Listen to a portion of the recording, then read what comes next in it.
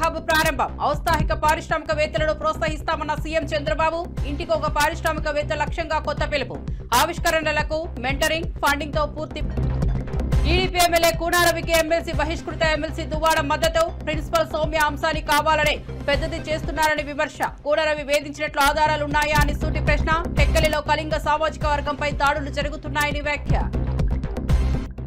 2 లక్షల టన్నుల ఎరువులు తీసుకొచ్చే వారికి మద్దతు అన్న కేటీఆర్. తెలంగాణలో 2 నెలలుగా దయనీయ పరిస్థితి ఉందని ఆందోళన. 10 ఏళ్ల కేసీఆర్ పాలనలో ఎప్పుడూ ఇలాంటి పరిస్థితి రాలేదన్న కేటీఆర్.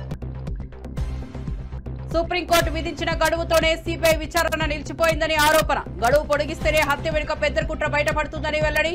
పులివెందుల జెడ్పీటీసీ ఓటమిపై అక్కసుతోనే జగన్ ఆరోపణలు చేస్తున్నారని విమర్శ. ఇక వార్త వివరాల్లోకి వెళ్తే, రాహుల్ గాంధీ ప్రధాని అయిన తర్వాత అసెంబ్లీకి పోటీ చేసే కనీస వయసును 21 సంవత్సరాలకు తగ్గించే ప్రయత్నం చేస్తామని తెలంగాణ ముఖ్యమంత్రి రేవంత్ రెడ్డి ప్రకటించారు. యువత రాజకీయాల్లోకి త్వరగా రావాలని ఈ నిర్ణయం తీసుకుంటామన్నారు. ప్రస్తుతానికి 25 ఏళ్ల వయసు ఉండాలి, కానీ భవిష్యత్తులో యువత భాగస్వామ్యం పెంచేందుకు ఈ మార్పు అవసరమని రేవంత్ స్పష్టం చేశారు. దేశంలో యువత శక్తి, వారి ఆలోచనలు రాజకీయాలకు చేరితేనే సమాజం మారుతుందని ఆయన చెప్పారు. పోటీ చేసే విధంగా చట్టాన్ని సవరించడానికి మేము ప్రయత్నం చేస్తాము. ఇవాళ 21 సంవత్సరాలు నిండిన చదువుకున్న వాళ్ళు ఐఏఎస్లు ఐపీఎస్లుగా జిల్లాలను పరిపాలిస్తుంటే 21 సంవత్సరాలు నిండిన యువకులు శాసనసభలో ఉంటే ఈ దేశానికి ఎంతో మేలు జరుగుతుంది. ఈ దేశానికి యువ నాయకత్వాన్ని అందించాలి.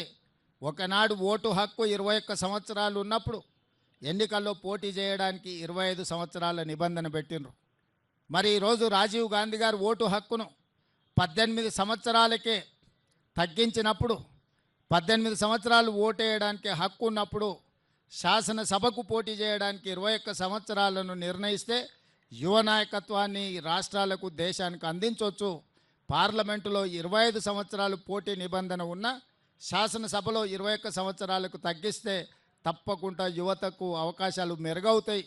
ఆ దిశగా తెలంగాణ రాష్ట్ర శాసనసభ తప్పకుండా ప్రయత్నం చేస్తుంది. అభ్యర్థిగా పొన్నుస్వామి రాధాకృష్ణ నామినేషన్ వేశారు. ఈ కార్యక్రమానికి ప్రధాని నరేంద్ర మోదీతో పాటు పలువురు కేంద్ర మంత్రులు హాజరయ్యారు. నామినేషన్ సమర్పణ సందర్భంగా బీజేపీ నేతలు ఐక్యతను ప్రదర్శించారు. ఉపరాష్ట్రపతి ఎన్నికల్లో విజయం సాధించడానికి ఎన్డీఏ సన్నద్దమవుతోంది. రాధాకృష్ణ ఎంపికతో దక్షిణ భారత రాజకీయ సమీకరణాల్లోనూ ఎన్డీఏ బలం పెరిగిందని విశ్లేషకులు భావిస్తున్నారు.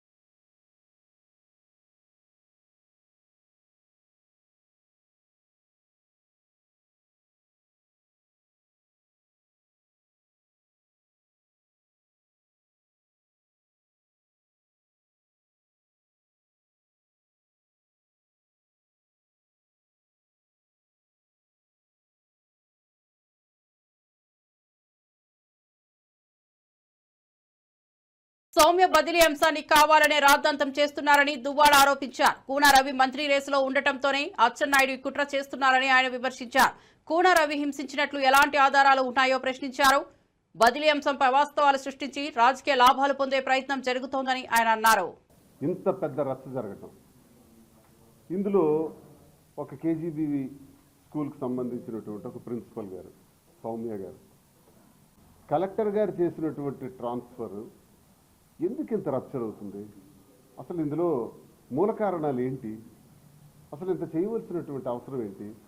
ట్రాన్స్ఫర్ సహజమే కదా.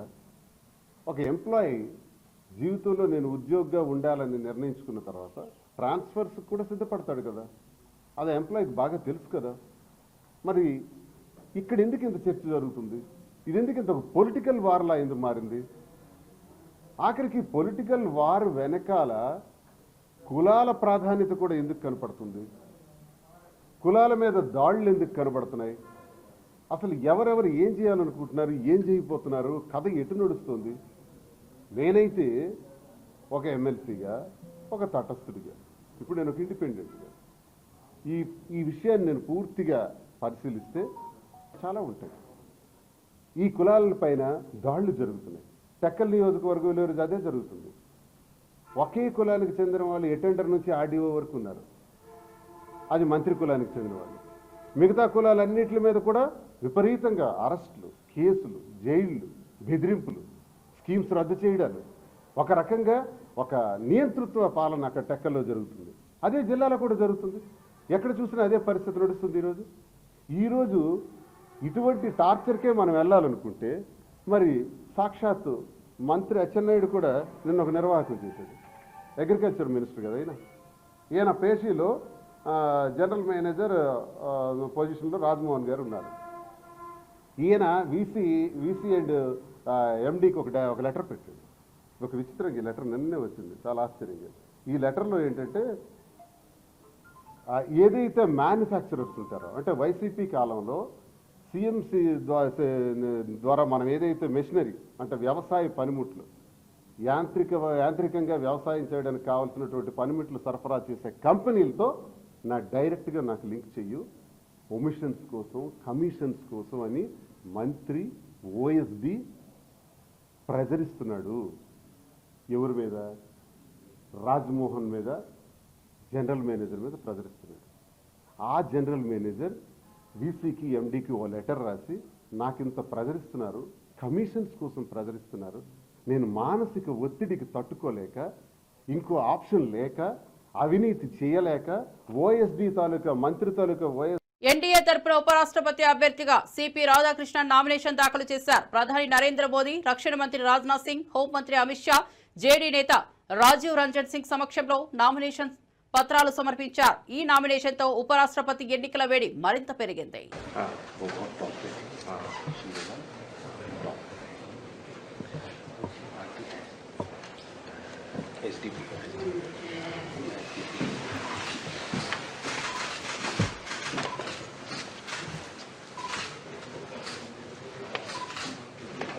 गंभीर बना के रखा है।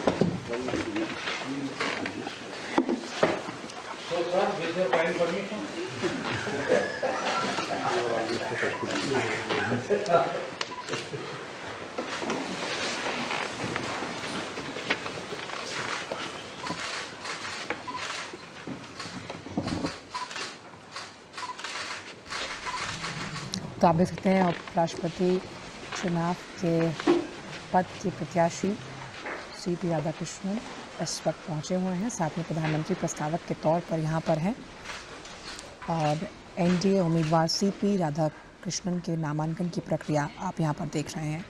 यहां पर प्रधानमंत्री नरेंद्र मोदी भी मौजूद हैं प्रस्तावक के तौर पर। और एनडीए के उपराष्ट्रपति पद के उम्मीदवार सीपी राधाकृष्णन ने से कुछ देर पहले हमने देखा कि संसद परिसर में छत्रपति शिवाजी को भी पुष्पांजलि अर्पित की थी। यहाँ पर नामांकन की प्रक्रिया इस वक्त हो रही है। ఆరోగ్య కారణాలతో కాదు తాను ఎటువంటి తప్పు చేయలేదనే నమ్మకంతోనే బెయిల్ కోరానని మాజీ మంత్రి కాకాని గోవర్ధన్ రెడ్డి స్పష్టం చేశారు. కేసులు, అరెస్టులు తనను భయపెట్టలేవని ధైర్యంగా వ్యాఖ్యానించారు. ప్రజాసేవలో తాను ఎల్లప్పుడూ నిబద్ధతతో ఉన్నానని, రాజకీయ కుట్రల కారణంగా ఆరోపణలు ఎదుర్కొంటున్నారని తెలిపారు. నిన్న సాయంకాలం విడుదల వాయిదా పడింది.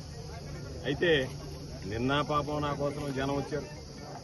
ఈరోజు కూడా అదే జనం మరలా రావడం జరిగింది. నాకున్నటువంటి ఆస్తి ఈ జిల్లా ప్రజలు, ప్రత్యేకించి సర్వేపల్లి నియోజకవర్గానికి సంబంధించినటువంటి కుటుంబాలు, వన్నె తరగనటువంటి వాళ్ళ ప్రేమాభిమానాలు. ఈరోజు ఈ కేసుల గురించి ఎక్కడా మాట్లాడకూడదు అనేటువంటిది హైకోర్టు విధించినటువంటి నిబంధన, షరతు.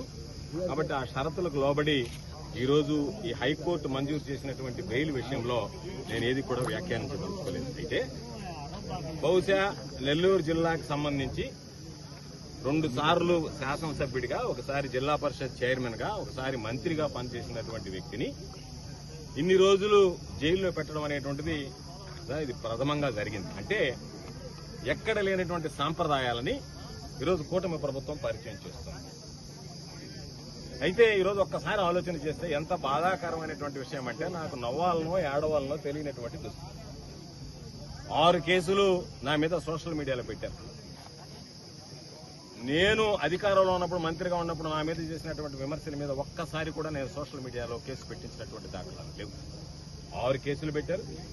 ఆ తర్వాత మరలా ఈరోజు హైకోర్టు మంజూరు చేసినటువంటి ఈ కేసు పెట్టారు. దాని మీద 7 పీటీ వారెంట్లు వేశారు. 7 పీటీ వారెంట్లు ఎంత నవ్వొచ్చాయంటే, ఎప్పుడో ఎన్నికల కమిషన్ టైంలో జరిగినటువంటి లిక్కర్ కేసు. ఆ రోజు మా ప్రభుత్వం అధికారంలో లేదు. ఆ కేసు రిజిస్టర్ అయింది. కూటమి ప్రభుత్వం అధికారంలోకి వచ్చింది. ఆ రోజు కూటమి ప్రభుత్వంలో పనిచేసేటువంటి అధికారులే దాని మీద విచారణ జరిపి ఛార్జ్షీట్ ఫైల్ చేయడం జరిగింది. 1 సంవత్సరం తర్వాత మరలా ఛార్జ్షీట్ రీఓపెన్ చేయాలి, ఎంక్వైరీ చేయాలని చెప్పి ఓపెన్ చేసి, ఎవరో ఒక వ్యక్తి, ఎంత హాస్యాస్పదం అంటే, నేను ఎన్నికల్లో వెళ్ళినప్పుడు ప్రచారంలో మీ అందరికీ లిక్కర్ పంచుతాను, ఓట్లు వేయండి అని చెప్పానంట. దాని మీద ఒక వ్యక్తి మమ్మల్ని ప్రశ్నించాడంట, సార్ ఓట్లు అడగడం ధర్మమా, లెక్కరిస్తామని. దాని మీద మేము దాడి చేశాం. చంద్రబాబు లాంటి దుర్మార్గుడు, కూటమి లాంటి దుర్మార్గపు ప్రభుత్వం దేశంలో లేదని కారుమూరు వెంకటరెడ్డి తీవ్రంగా విమర్శించారు. అధికారంలోకి వచ్చిన 14 నెలల్లోనే 4.5 లక్షల పెన్షన్లు కట్ చేశారని మండిపడ్డారు. దివ్యాంగుల పెన్షన్లను కూడా తొలగించారని ఆరోపించారు. ఇక్కడ లేదు అన్నటువంటిది క్లియర్ గా ఈరోజు పెన్షన్ల విషయంలో అర్థమవుతా ఉంది. పేదల్ని కట్ చేయి, పెద్దలకి పంచి పెట్టేయి. ఊరు పేరు లేనటువంటి అరసాగాళ్ళకి 100 కోట్ల రూపాయల విలువైనటువంటి భూముల్ని 99 పైసలకే అమ్మేయి. అర్హత కలిగినటువంటి దివ్యాంగుల నుంచి అర్హత కలిగినటువంటి ప్రతి ఒక్క పేదవాడి పెన్షన్ కట్ చేసి పడే. ఇది ఈ రోజు రాష్ట్రంలో జరుగుతుంది. అందుకనే ఇలా దుర్మార్గమైనటువంటి వ్యక్తులు అంటారు. వీలైనంత పెన్షన్లు పెంచాల్సింది పోయి, చంద్రబాబు నాయుడు గారు అధికారంలోకి వచ్చిన 14 నెలల కాలంలో 4.5 లక్షల పెన్షన్లు కట్ చేసి పడేశాడు అర్హత ఉన్న వాళ్ళకి. ఈ రోజు మీరు చూస్తే జగన్మోహన్ రెడ్డి గారు అధికారంలో దిగిపోయే ముందు 2024 ఎన్నికలకు ముందు ఉన్నటువంటి పెన్షన్లు 66,34,000 అక్షరాల. కానీ మొన్న ఆగస్టు 2025 చంద్రబాబు నాయుడు గారు ప్రభుత్వంలో ఇచ్చినటువంటి పెన్షన్లు 62,19,000.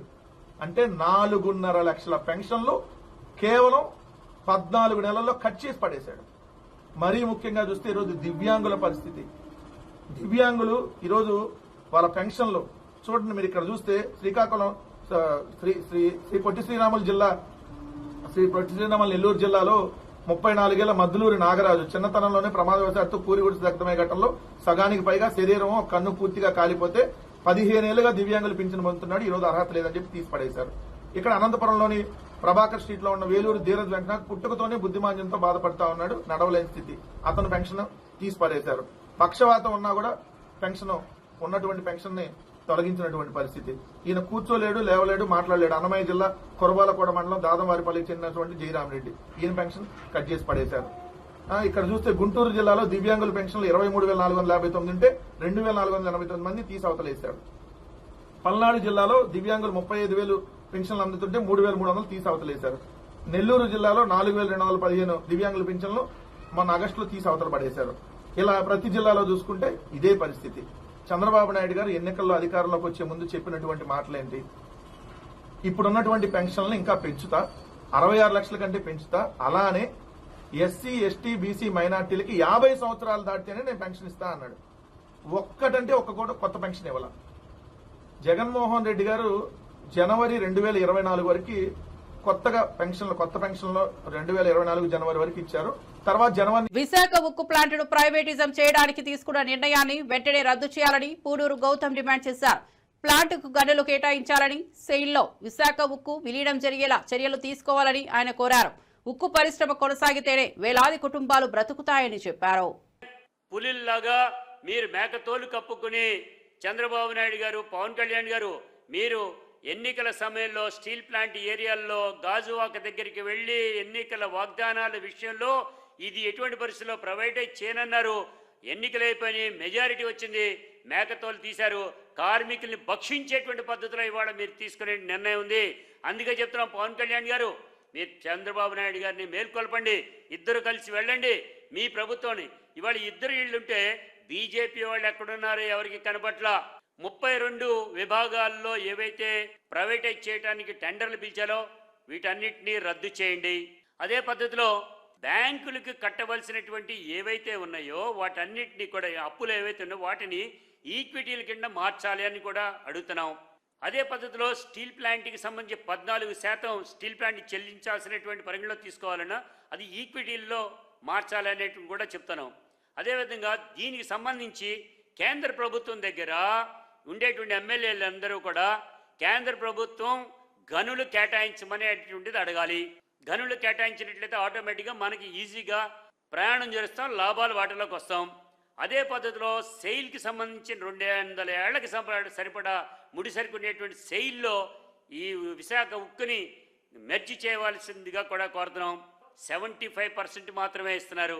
అదేదో మన అంతకుముందు కోవిడ్ వచ్చినటువంటి సమయంలో ఇచ్చినటువంటి పద్ధతులనే 75% మాత్రమే ఇచ్చేటువంటి చేస్తున్నారు. హౌస్ రెంట్స్ ఎత్తేసారు, అలవెన్స్లు.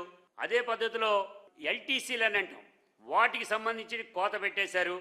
లీవ్ ఎన్కాష్మెంట్ అని అంటాం, ఎవరైనా లీవ్లు కనుక ఎన్కాష్మెంట్ ఉంటే ఆ లీవ్ల ఎన్కాష్మెంట్ ఎత్తేశారు. కరెంటు బిల్లుల 8 రూపాయలు చేసేశారు. ఉండేటువంటి ఎవరైతే ఎంప్లాయీస్ ఉన్నారో దఫాల వారీగా వీరందరినీ కూడా తీసివేయటం జరుగుతుంది. వాటన్నిటినీ కూడా ఆపాలి. అదేవిధంగా కాంట్రాక్ట్ కార్మికుల్ని సుప్రీంకోర్టు చేసినటువంటి పద్ధతిలో వారిని పర్మనెంట్ చేయడానికి ప్రయత్నం చేయండి, కానీ వారికి కూడా రిటైర్మెంట్ ఇచ్చేది లేదా తీసివేసే రిట్రెంచ్మెంట్ ఇచ్చేటువంటి పద్ధతిని మానుకోమని కూడా కోరుతున్నాం. ఏదే సొసైటీగా ఏర్పడితే 150 కోట్ల రూపాయలు బకాయి యాజమాన్యం పడింది వాటి వరకు.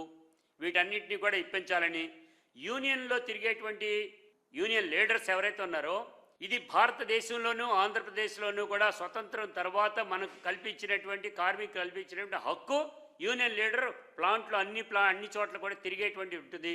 ఇవాళ అటువంటి తిరగటానికి వీల్లేదట, వాటి జోలికి వెళ్ళటానికి వీల్లేదట. బయట కనపడితే నోటీస్ ఇస్తారు, రిట్రీట్మెంట్ ఇస్తారు, అన్ని రకాల ఇబ్బందులు పెట్టేటువంటి పద్ధతి ఉంది. అందుకని చెప్తున్నాం, ఇవాళ ఈ స్టీల్ ప్లాంట్ని పరిరక్షించుకుంటానికి గాను ఈ డిమాండ్స్తో పాటు కార్మిక సంఘాలన్నీ కూడా ఏకం కావాలి. గన్ ఎమ్మెల్యే పదవికి నువ్వు అర్హుడివి కాదని టీడీపీ నేత బీటెక్ రవి ఘాటుగా విమర్శించారు.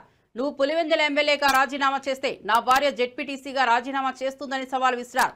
ప్రజా సేవకుడివి అయితే పదవికి రాజీనామా చేయాలని రవి డిమాండ్ చేశారు. ఈ పదవి అనేది మాకంత ముఖ్యం కాదు. ఎస్, ఇప్పుడు మీరు చెప్పినట్లే మేము మా భార్యతో మేము రాజీనామా చేయిస్తాం. తర్వాత మిమ్మల్ని కూడా ఒకటే సవాల్ అడుగుతున్నా నేను. ఏదైతే పులివెందుల ప్రజలు నిన్ను ఎమ్మెల్యేగా గెలిపిస్తే ఇంతవరకు అసెంబ్లీకి రాలే, పులివెందుల సమస్యలు పట్టించుకోలే, ఏమీ పట్టించుకోలే. అట్టప్పుడు నీకు ఎమ్మెల్యే పదవి కూడా నువ్వు అనర్హత. ఆ ఎమ్మెల్యే పదవి కూడా నువ్వు అర్హుడు కాదు. నీకు నిజంగా ఇప్పుడు నిన్న పులివెందుల జరిగిన ఎలక్షన్ ప్రజాస్వామ్యబద్ధంగా జరగలేదు అని నువ్వు నిజంగా ఫీల్ అయ్యి ఏదన్నా ఉంటే మీరు కూడా ఖచ్చితంగా రాజీనామా చేసి రండి. 2 ఎలక్షన్స్ తర్వాత కేంద్ర బలగాలతో జరిపిస్తాం. ఎలాంటి ప్రజాస్వామ్యబద్ధంగా సెంట్రల్ ఫోర్స్ పెట్టి మీరు అడిగిన విధంగా సెంట్రల్ ఫోర్స్ పెట్టి జరిగిద్దాం. అప్పుడు పులివెందుల ఎమ్మెల్యేకి బై ఎలక్షను, పులివెందుల మండల జెడ్పీటీసీకి కూడా బై ఎలక్షన్ వస్తుంది. అప్పుడు చేతన అయితే చూసుకుందాం. అప్పుడు నీ కథ ఏందో మా కథ ఏందో రాష్ట్ర ప్రజలకు కూడా తెలుస్తుంది. దమ్ముంటే నా ఈ సవాల్ను స్వీకరించవలసిందిగా జగన్మోహన్ రెడ్డిని కోరుతున్నాను.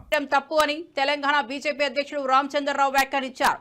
భారతీయులు దేశంలో ఎక్కడైనా జీవించవచ్చని అన్నారు. ఎవరైనా తప్పు చేస్తే చట్టపరమైన శిక్షలు విధించవని వైస్ ప్రెసిడెంట్ అని అన్నాడు. మళ్ళీ వారు వి హనుమంతరావుని వైస్ ప్రెసిడెంట్ అనౌన్స్ చేయొచ్చు కదా, సురేష్ రెడ్డి గారిని అనౌన్స్ చేసే అవసరం ఏమొచ్చింది? మళ్ళీ నేను అధ్యక్షుడు అయినప్పుడు అవి మాట్లాడారు. ఆత్మ ప్రబోధన గతంలో కూడా నిల్లం సంజీవ్ రెడ్డి గారి ప్రయత్నం, అప్పుడు కూడా ఆత్మ ప్రబోధన అన్నారు, మీకు తెలుసు అందరికీ. ఆత్మ ప్రబోధన ఏం చేశారు కాంగ్రెస్ పార్టీ? ఆత్మ ప్రబోధనలో నేను కూడా అంటున్నాను, ఆత్మ ప్రబోధన చేసుకొని కాంగ్రెస్ పార్టీలో ఉన్న బీసీలందరూ కూడా ఎన్డీఏ క్యాండిడేట్కి ఓటేయండి. ఆయన ఎంబీసీ నిజంగా బీసీల మీద ఎవరికైనా ప్రేమ ఉంటే అది కేవలం ఎన్డీఏకి ఉంది. ఎన్డీఏ ప్రభుత్వం ఉన్నది. ఎన్డీఏ క్యాండిడేట్ ఎంబీసీ ఉన్నాడు కాబట్టి ఓబీసీ కూడా ఎంబీసీ ఆయన community Gounder community very minimum ఉన్నటువంటి కమ్యూనిటీ అది. ఆయనకు మేము గవర్నర్ ఇచ్చినాం, గతంలో ఎంపీ ఇచ్చినాం, రాజ్యసభ ఇచ్చినాం, ఇప్పుడు వైస్ ప్రెసిడెంట్ చేస్తే మీరు ఈరోజు నేను అది కూడా చెప్తున్నా, ఇండియా అలయన్స్ వాళ్ళ క్యాండిడేట్ మీద మాకేం ఆయన బికాజ్ నేను ఆయన ముందు ప్రాక్టీస్ కూడా చేశాను, ఆయన సుప్రీంకోర్టు జడ్జి. కానీ మీరు ఏ వాదన అయితే, ఏ సోనియా గాంధీ గారు అయితే, ఏ రాహుల్ గాంధీ గారు అయితే మీకు ఓస్కార్ అవార్డు ఇవ్వాలి, మీకు నోబెల్ ప్రైజ్ ఇవ్వాలి అంటే భాస్కర్ అవార్డు గోబుల్స్ అవార్డు ఇవ్వాలి అన్నారు కదా.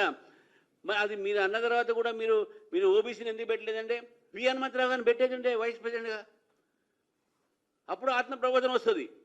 ఇప్పుడు కూడా నేను రిక్వెస్ట్ చేస్తున్నాను కాంగ్రెస్ పార్టీ ఎంపీలకు, ఇండియా అలయన్స్ ఎంపీలకు, మీ ఆత్మ ప్రబోధన చేసుకొని ఎన్డీఏ క్యాండిడేట్కి ఓటు వేయండి.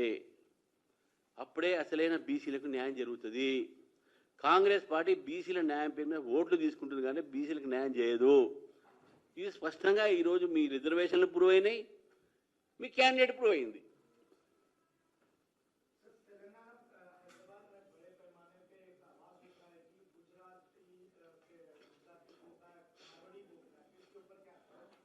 मेरा कहना ये है कि ये कुछ लोग जो है मिसगाइडेड यूथ है या मिसगाइडेड लोग हैं.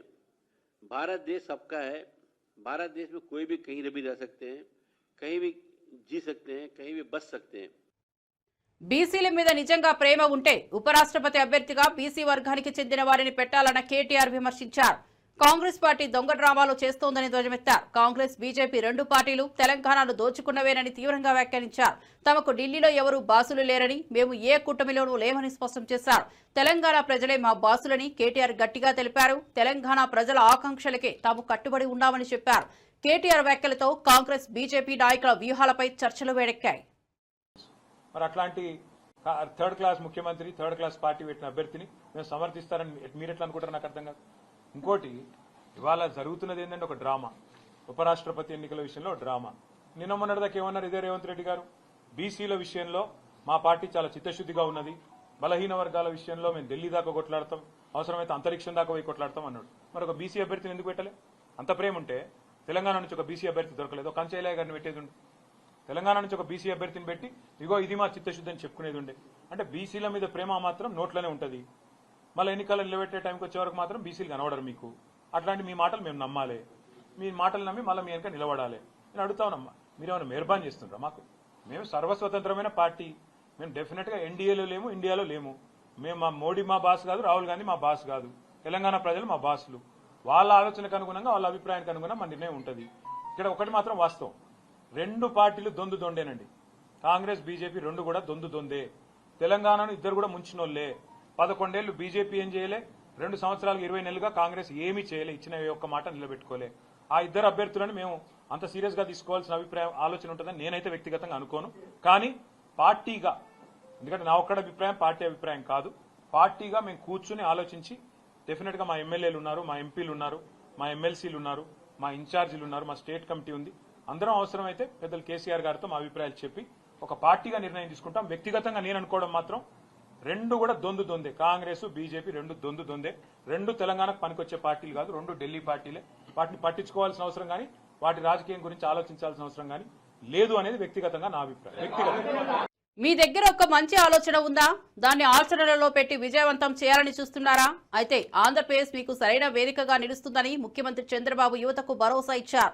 రాష్ట్రంలో ఆవిష్కరణలకు పెద్దపీట వేస్తూ ఔత్సాహిక పారిశ్రామికవేత్తలను ప్రోత్సహించేందుకు తమ ప్రభుత్వం కట్టుబడి ఉందని స్పష్టం చేశారు. మంగళగిరిలో అత్యంత ప్రతిష్టాత్మకంగా ఏర్పాటు చేసిన రతన్ టాటా ఇన్నోవేషన్ హబ్ ను టాటా సన్స్ చైర్మన్ నటరాజన్ చంద్రశేఖర్తో కలిసి ఆయన లాంఛనంగా ప్రారంభించారు. ఈ సందర్భంగా ఏర్పాటు చేసిన సభలో చంద్రబాబు మాట్లాడుతూ రాష్ట్ర భవిష్యత్తును తీర్చిదిద్దడంలో యువత ఆలోచనలే కీలకమని అన్నారు.